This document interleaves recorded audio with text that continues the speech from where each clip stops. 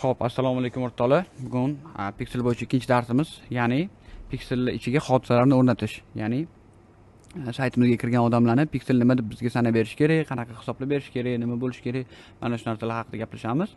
Xo'p, mana bu Pixelni men o'zimni saytimga o'rnatdim, ya'ni mana bu Salom Travel'da sayt uchun o'rnatdim shu Pixelni.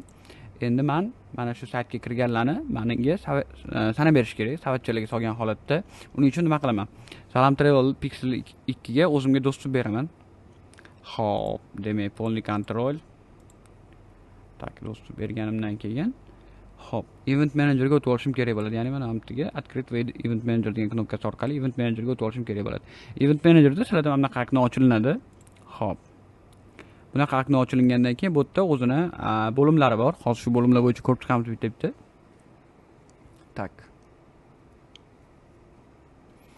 Okay.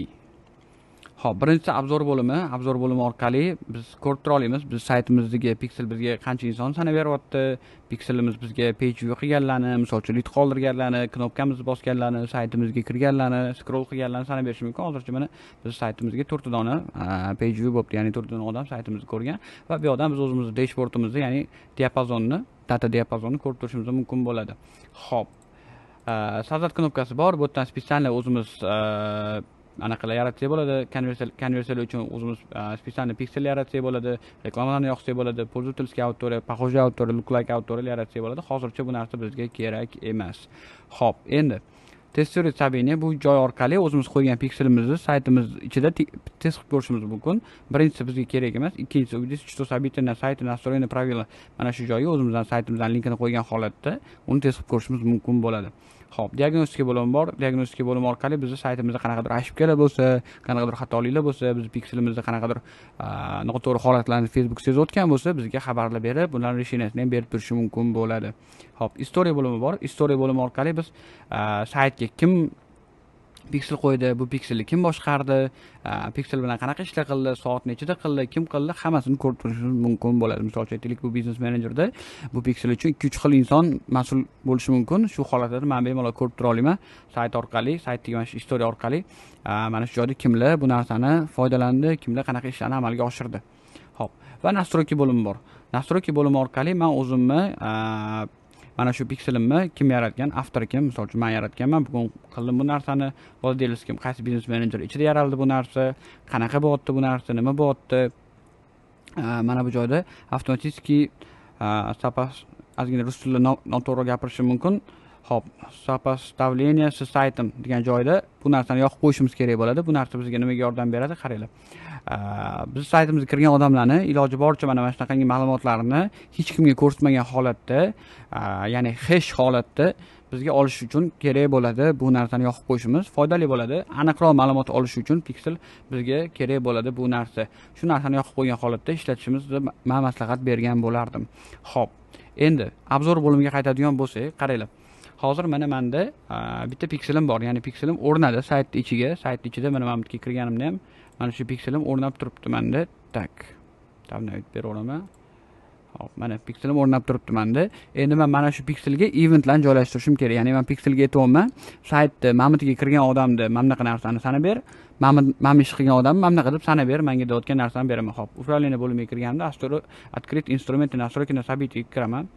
Как это работает, ya'ni qanaqa ochilinadi bu narsa deyapti. Okey, va bu yerga saytim URLni yuboraman. Tak, ketdik, ochamiz. Xo'p, endi menga mana bunaqa panel chiqarib beradi. Bu panel orqali men nima ishlar qilishim mumkin? Qaranglar. Xo'p, bu panel orqali men ikki turda event joylashishim mumkin. Birinchisi knopkalarga, ya'ni mana bu knopkalarga men joylashtirishim mumkin. Ikkinchisi URL o'ziga, ya'ni mana shu yerga, mana bu turgan URL o'ziga tushgan insonlarni qanaqadir hodisa deb sanab ber menga deyishim mumkin bo'ladi Pixel uchun. Xo'p, qaranglar. Bu meni saytimni birinchi opt-in page, ya'ni birinchi kirish qismi bo'lgani uchun men bu yoqqa URL qo'yaman. URL qo'yishim uchun men bu yerdan mana bu knopkani o'rniga Открыть URL qo'yaman va mana hozir o'zi avtomatik olyapti. URL соответствует URL adres содержит bor bu yerda. Sizlar nimani tanlashingiz kerak bo'ladi? URL соответствует tanlashinglar maslahat bergan bo'laman. Sababi aynan mana shu link orqali sizlarning saytingizga kimdir kirsa, mana shu link orqali misol uchun reklama knopkasini tagiga mana shu link qo'ygansizlar. mana shu kirsa sanab beradi. Lekin URL adres sodержит tanlaydigan bo'lsanglar, mana shu linkka misol uchun Salam Travel emasda ikkita A o'rniga bitta A bo'lishi mumkin. O'xshash URLlar bilan inson kiradigan bo'lsa ham sanab olishi mumkin. Ya'ni ozgina noaniqlik bo'lib qolishi mumkin. Shu sababdan men bu yoqqa URL soatvoy tanlashinglarni maslahat bergan bo'laman. Xo'p, okey. Endi biz aytamiz Facebook pikseliga mana shu link orqali saytimizga kirganlarni bizga misol uchun prosmotr kontenti deb sanab bergin deb prosmotr kontenti deb bizga mana yerda ko'rsatishni boshlaydi. Mana obzor bo'limini pastida mana yerda ko'rsatishni boshlaydi. Xo'p, kiraman, prosmotr kontentdan tanlayman. Xo'p, endi so'rayapti. Okey, prosmotr kontent deb sanab beraman. Bu narsa san uchun qanaqadir pulli qiymatga egami deyapti. Biz bu yerda narsa sotmayapmiz. Biz saytimiz orqali primoy to'lovga o'tkazmayapmiz odamni. O'shaning uchun bu narsa bizga to'lov qiymatiga ega emas. O'shaning uchun ne выключать значениeni yoqib qo'yaman va подтвердить bosaman. Xo'p, подтвердить bosganimdan keyin mana shu holatda X qilib chiqib ketishimiz kerak emas biz. Sababi biz hali boshqa piksellarni qo'yishimiz mumkin bu yoqqa. O'shaning uchun agar X qilib bo'ldi, boshqa piksel qo'ymayman degan taqdirimizda ham bu yoqqa biz zaвершить настройка qilib turib, mana bu joydan katovani bosib turib, o'zimizdan izohimizdan tanlab, bo'lishini спрашивать qilib, пропустить qilib chiqib ketishimiz mumkin bo'ladi. Xo'p, men uni qilmayman. Sababi menda hali yana qo'yishim kerak bo'lgan piksellar bor bu yerda. Endi keyingi narsa. Xo'p, odam kirdi meni saytimga, endi men knopkalarga qo'yishim kerak o'zimni pikselimni. Odam kiradi, saytimni o'qishni boshlaydi. Xo'p, kirib tanishib chiqadi. Polностью Salam Travel bilan tanishib chiqadi, izohlarni ko'radi, videolarni ko'radi va oxirida mana bu knopkaga keladi. Ya'ni ma'lumot olish knopkasiga. Bu yerda ko'pchilik qiladigan bitta xato bor. Mana shu knopkani o'ziga lead eventini qo'yib qo'yishadi. Bu narsa noto'g'ri sanab beradi sizlarga. Nima sababdan? Qaranglar. Men hozir misol uchun bu knopkani bosdim-da, 1000 ta odam mana shu knopkani bosdi. Lekin sizlarda knopkani bosganlardan hammasi to'ldiradi degani emas. Mana bu knopkani bosgandan keyin odamni fe'li bor, odamning o'zini ishi chiqib qolishi mumkin, chalg'ib qolishi mumkin, chiqib ketishi mumkin. Qo'polroq qilib aytganda, ketdim, boshqa ishimni qilaman, qiziq emas bu narsa menga deb turib chiqib ketishi mumkin. O'sha holatda bizda noto'g'ri hisob-kitob bo'lgani hisobiga ozgina muammolar kelib chiqishi mumkin. O'shaning uchun bu yoqqa lead eventini qo'yish maqsadga muvofiq sanalmaydi. Bu yoqqa biz boshqa narsani qo'ysak bo'ladi. Uning uchun activate knopka новый knopkani bosamiz va mana bizda knopkamiz chiqarib beradi. Knopkani tanlaymiz. Aytayapti. Bu knopkani bosganlarni sanga nima deb sanab beradi deyapti. Xo'p, men bu yoqqa qo'ysam bo'ladi. Tak.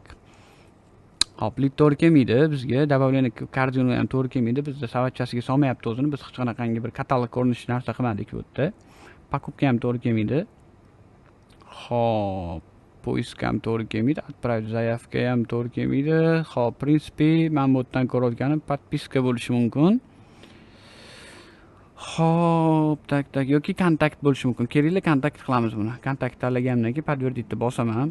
Hop, mana shu knopkani bosganlarni menga kontakt deb turib sanab beradigan bo'ladi.